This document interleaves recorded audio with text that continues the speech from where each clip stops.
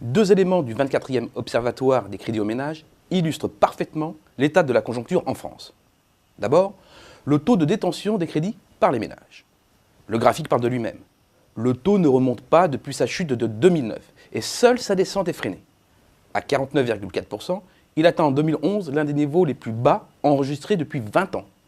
C'est le signe que les ménages sont dans une logique de désendettement. Mais au-delà des ménages, les entreprises et même l'État sont engagés dans cette même logique. C'est comme si tout le monde essayait en même temps de se débarrasser de son trop-plein de dettes. Pour faire bref, l'État, les entreprises, et on pourrait même dire les ménages, allègent leur bilan.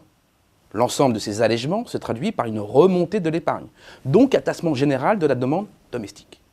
Et comme la France est incapable de capter la demande mondiale qui lui est adressée, les conséquences sont bien sûr une activité déprimée. Comme le montre notre indicateur, après le rebond technique lié au simple arrêt de la récession, l'activité coince de nouveau. Et le quatrième trimestre s'est achevé sur une fausse note. Pour résumer, le désendettement, quand il concerne tous les agents économiques, entraîne, c'est implacable, une insuffisance de la demande globale, donc un défaut d'activité.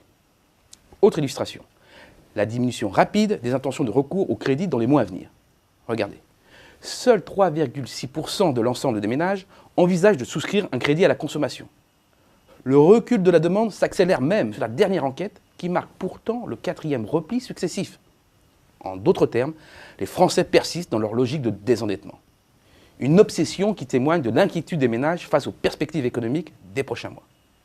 Et les dernières informations, notamment sur le marché du travail, n'ont rien de rassurant. En additionnant les différentes strates de chômeurs des catégories A à E, la barre des 5 millions d'inscrits à Pôle emploi est sur le point d'être franchie. À cela s'ajoute maintenant le retour de l'inflation. Une inflation qui campe depuis mars dernier, comme vous pouvez le voir, au-dessus de 2%. 2%, c'est pourtant le haut de la cible fixée par la Banque centrale européenne. Une inflation qui d'ailleurs atteint désormais 2,5%. À n'en pas douter, la hausse des prix va redevenir d'actualité en 2012. Pour des Français dont les revenus ne progressent pas ou peu, c'est un sujet de préoccupation de plus. Et l'inquiétude est partagée par les chefs d'entreprise. La direction prise par les indicateurs avancés en début d'année ne dit pas autre chose. Les carnets de commandes dans l'industrie, les perspectives de commandes dans le commerce, l'évolution attendue de la demande dans les services empruntent le même chemin. Ce chemin, c'est celui de la poursuite de la dégradation, au mieux jusqu'à la fin du printemps, au pire jusqu'à la fin de l'été, c'est-à-dire la rentrée prochaine. La fin 2011 a été délicate pour les entreprises françaises. Le début 2012 l'est donc encore plus. Et comme ce sont les entreprises qui fabriquent la croissance et les emplois, notre problème stratégique aujourd'hui, c'est que le retour de la croissance ne pourra venir que des entreprises. Il faut donc regarder de plus près leur état de santé. C'est ce que nous indique l'évolution de notre indicateur Xerfi-Risque, qui mesure l'évolution du risque de défaillance des entreprises en France. Et la tendance n'est pas bonne.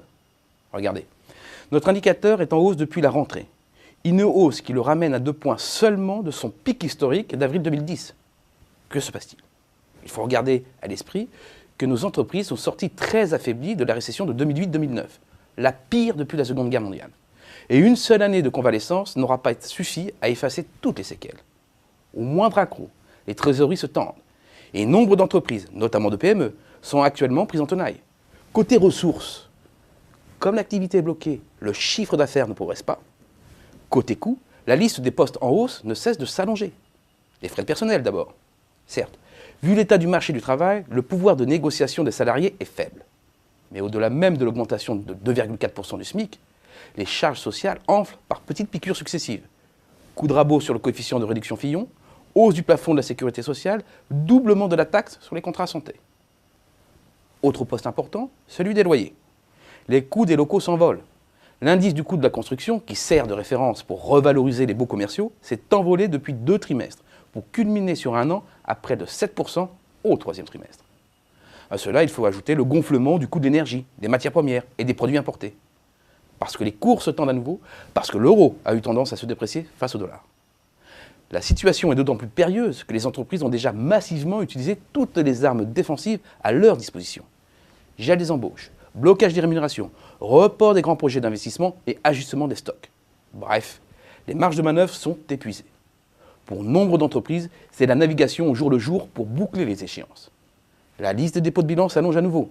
Or, moins d'entreprises, c'est moins d'activité sur le territoire, moins de capacité à exporter, moins d'emplois, moins de consommation. Comme vous pouvez le constater, nous ne parvenons pas à rattraper le chemin perdu pendant la récession. C'est grave parce que cela veut dire qu'une partie de notre perte de production est permanente. Pire encore, parce que cela veut dire que c'est tout notre potentiel de croissance qui est en baisse aussi. À court terme, cela conduit, selon notre scénario, à une croissance molle pour cette année, avec seulement 0,2%, mais aussi en 2013, avec 0,8%.